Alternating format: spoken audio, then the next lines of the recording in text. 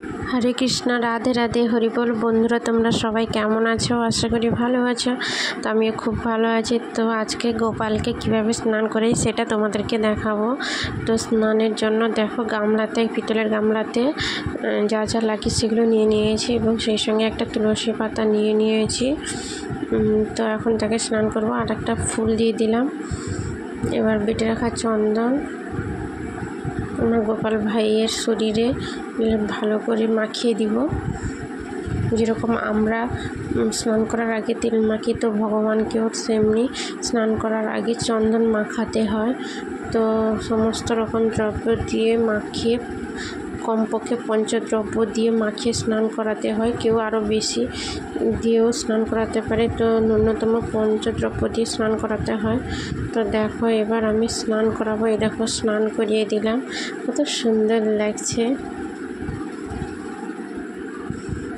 তো এবার তাকে কোলে তুলে নিব, মুছিয়ে দিব, কারণ বেশিক্ষণ হলে ঠান্ডা লেগে যাবে। তো তারপরে দেখো, এইভাবে সাজিয়ে দিয়েছি। তো কেমন লেগেছে তোমরা সবাই বলো। সাজানোর পরে এবার পুজো করেছি। তো দেখো, নিশ্চয়ই ভালো লাগবে তোমাদের। তো যদি ভালো লেগে থাকে প্লিজ লাইক, কমেন্ট, শেয়ার এবং সাবস্ক্রাইব করে দিও। তো আজকের মতন টাটা। হরে কৃষ্ণ, হরি বল, রাধে রাধে।